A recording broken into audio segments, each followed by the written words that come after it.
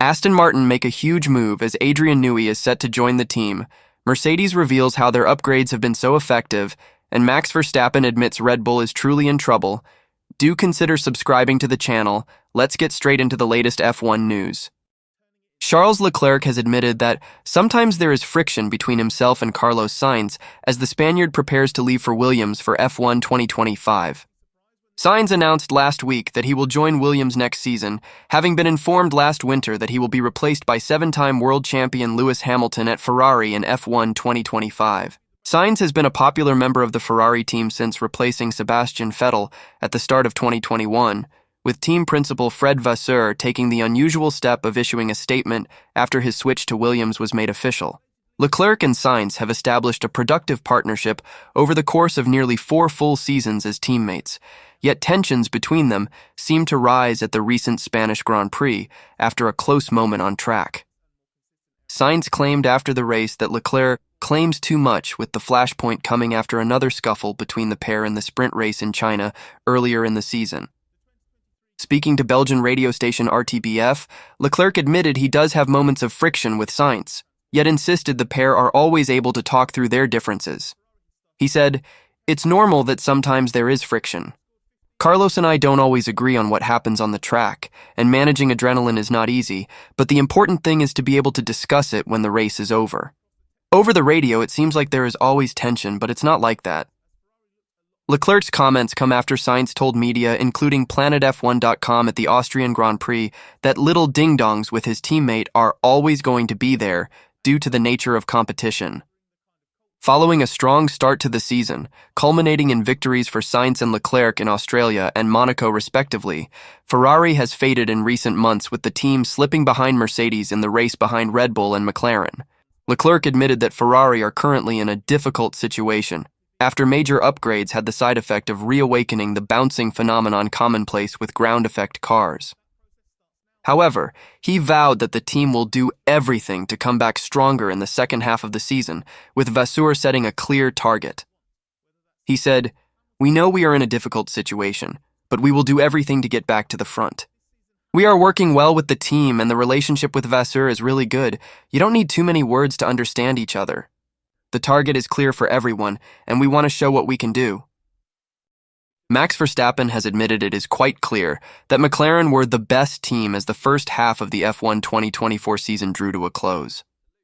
Having produced the most dominant season in history last year, winning 21 of a possible 22 races as Verstappen eased to a third consecutive world championship, Red Bull had been hotly tipped to crush the opposition once again in F1 2024. Yet despite starting the season with 4 wins from the first 5 races, Red Bull and Verstappen have been restricted to just 3 victories in the last 9 rounds, in the face of a renewed threat from the likes of McLaren, Mercedes, and Ferrari. McLaren has emerged as Red Bull's most consistent challenger, with Lando Norris and Oscar Piastri claiming their maiden F1 victories in Miami and Hungary respectively since May. With Verstappen's teammate Sergio Perez struggling to score consistent points, Red Bull's lead over McLaren in the constructors' standings has been reduced to 42 points with 10 races remaining. Verstappen acknowledged that McLaren has wrestled the initiative in recent races and urged Red Bull to respond in the second half of the season. He told media, including PlanetF1.com, "I think if you look at the last 5-6 races, they for sure have been the best, quite clear. That's fine, fair play to them. I think they have done a great job. From our side, we have a bit of work to do, a few things also to analyze over the break. From race 1 all the way to here, what we have done. And then try to fight back from Zandvoort, see if we can actually improve the situation, try to turn it around, try to be more competitive. I think the battle is in a way still quite tight, so when you make small mistakes, it definitely can swing quite quickly. We have to try to use that to our advantage as well because it's so difficult at the moment, but we'll see. There are so many races left and so many things that can happen. You can have the best possible preparation into every single weekend, but even then things can catch you by surprise. So you just have to remain focused, calm, and try to improve."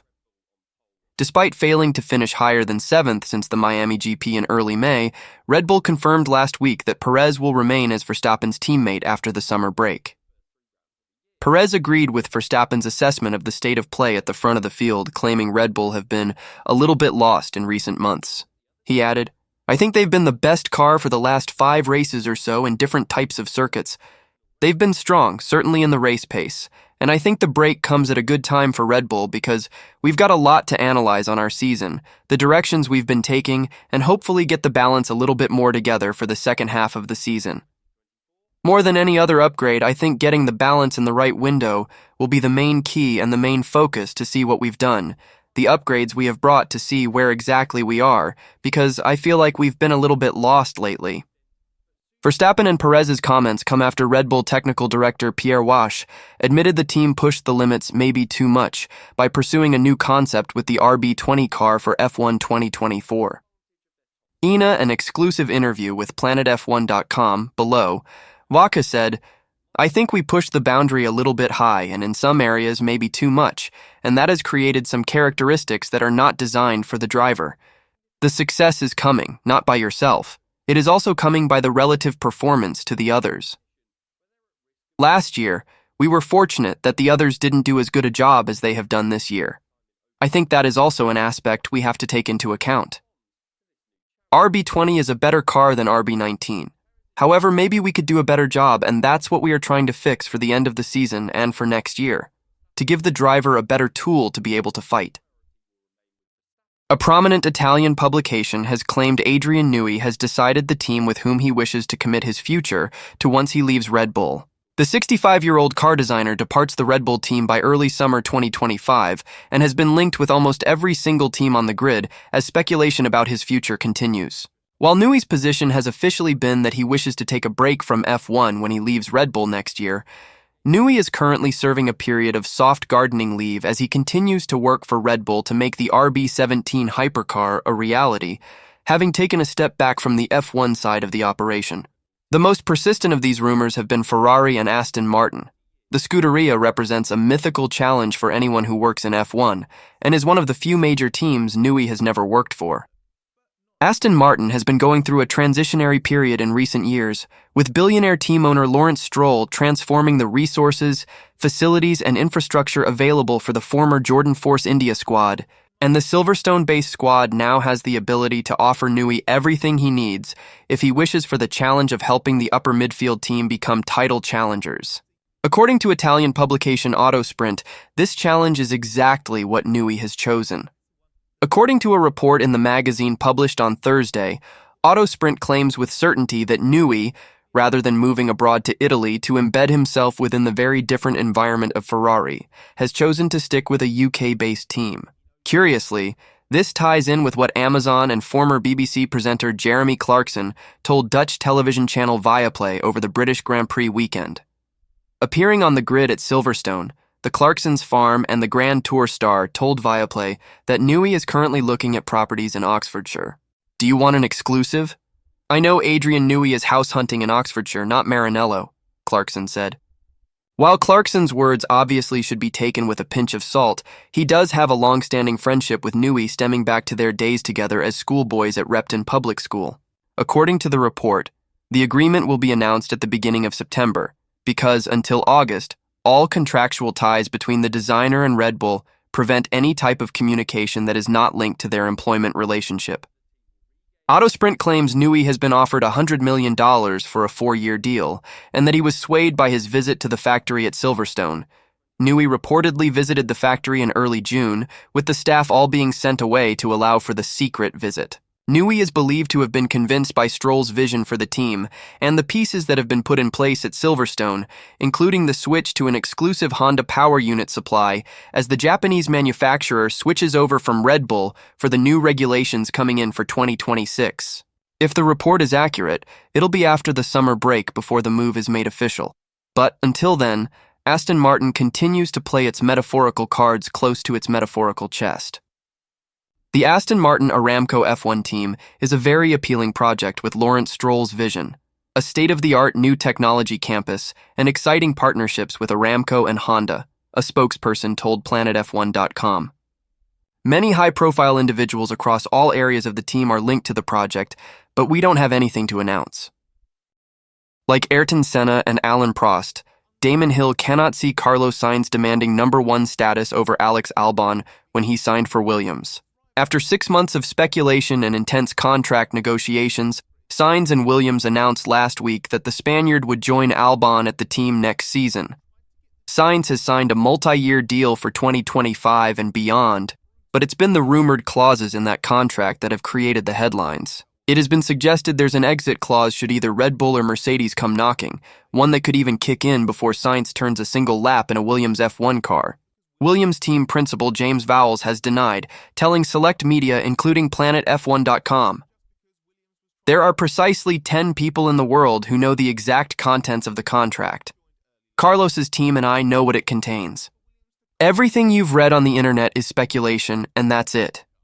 There are only a handful of people in the world who know what we're talking about, and that doesn't even include the team members, and it certainly isn't the journalists outside this motorhome. But one clause that Hill is convinced won't be in his contract is a demand for number 1 status. They've obviously must have taken a big financial investment to get him, but I don't think he'll come into the team presuming or wanting to be treated as a number 1, the 1996 world champion told the F1 Nation podcast. I don't see that as part of his personality. I think he'll want fair and equal, nothing less than whatever the other bloke's getting, but I doubt whether he'll want to have superiority over Alex. I don't think that would sit well with him. I'd be surprised if that's in the contract. I mean, for example, Ayrton Senna and Prost, they only ever said in their contract that they'll get not less than equal equipment to their teammate. Sainz's decision to choose Williams over the likes of Audi may have raised a few eyebrows on some pundits given the team has scored just 4 points all season. However, Vowles has revealed he gave the 29-year-old access to Williams's data so that he could see where they would have been in Grand Prix were it not for their overweight car. Hill believes Sainz and Albon will be a strong lineup for Williams as the team looks to return to its glory days. The dynamic, how it would work with Alex. That is also really important. Putting 2 people together who work together in a team like Williams at the stage they are now, you need those guys to work together, he said. I think they are a perfect combination. I can see these two, they're both pretty grown-up individuals and competitive and hard workers. I think they'll complement each other brilliantly. He's got gravitas, Carlos, Hill added.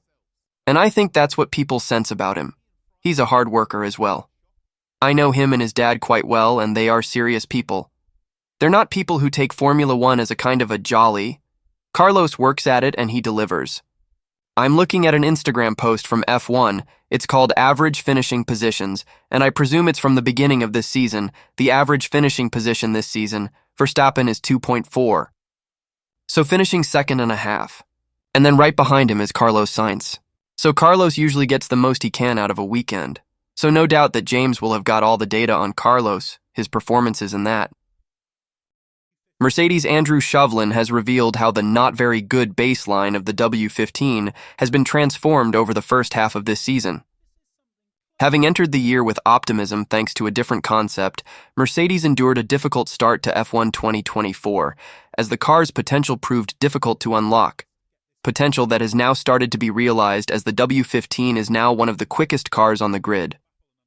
A focused upgrade path has allowed Mercedes to make strides with the W15, transforming it from a car that was the 3rd or 4th quickest on the grid into the pace setter at the last race before the summer shutdown at the Belgian Grand Prix. The team also became multiple Grand Prix winners for the first time since 2021, with both George Russell and Lewis Hamilton winning races in the run-up to the summer break. It's been a huge transformation, wiping clean many of the mystifying issues that had plagued the team since the start of the ground effect regulations brought in for 2022, and Mercedes head of trackside engineering, Andrew Shovlin, has opened up on what's changed as he spoke with select media, including PlanetF1.com at Spa-Francorchamps. We didn't really bring developments to the early races of the year, so we started to pull forward developments with a new floor in Miami, he said, when asked about what had started to click for Mercedes to bring about the transformation. We then pulled forward a front wing that was due later in the season to where we had one on George's car in Monaco. I think by that point, you could see that we had a car that was definitely one that you could work with and improve around that time of Monaco. And then, what we have seen since then is a pretty impressive delivery of updates to every single track. Now, with a firmer grasp on how to rectify some of the issues that have plagued the W15, Shovlin said this has a knock-on effect in terms of making the path forward even clearer. As you solve problems with the handling of the car, the challenge actually becomes simple, and you get more clarity about what you want to do next, he said. In the early part of the year, we had a car whose behavior changed wildly, with relatively small swings in track condition. In Jeddah, we were bouncing badly in the high-speed corners. It's quite hard to unpick all those issues. Whereas, if you look at tracks like Budapest, you'd say we're still putting too much temperature in the rear tires, and there's also just an element that we need to find a bit more base performance. But I think the problems that you're dealing with as the car has got quicker have also become sort of easier to see. Asked by PlanetF1.com as to his reflection on the first 14 races of 2024, having taken the car from a baseline at which the team appeared to have made no step forward on the previous zero side pod concept, Chauvelin said learnings have been made continuously since the change over the winter. Our baseline wasn't very good, he admitted. I think we've done a good job of understanding the issues and getting on top of them. We've clearly got a reasonable route for finding performance now. The frustration was that it was the third year in a row that we launched a car that wasn't as good as we needed it to be. Given that the W15 initially didn't appear to be a step forward from the tricky W13 and W14 offerings out of the factory at Brackley, Chauvelin said the upward momentum makes it easier to keep motivation up, something which had been a key focus during the tricky times. Well, you'd obviously like to be quicker, he said, when asked if the W15's performance had initially been a kick in the teeth in the face of such optimism. That situation, though, presents challenges both on the technical and the development side. You need to understand the problem, and you need to try and find resolutions quickly that will bring performance. It also creates a challenge for everyone at the factory, who are all working just as hard whether you're winning or running near the back. The workload doesn't change. Keeping everyone motivated and reassuring them that we have got a direction to get back towards winning ways is one of the key things, but it's a situation that you just have to deal with. I think we've done a good job of maximizing the learning from the opportunity. Simultaneous with that, we're restructuring the organization to try and give us the best technical team and group functions to take us into the future. All you can do is try and make the most of the situation that's in front of you, and it's been a good recovery. But hopefully, we'll build on this base rather than take a step back. Thanks for watching the video. I'll see you in the next one.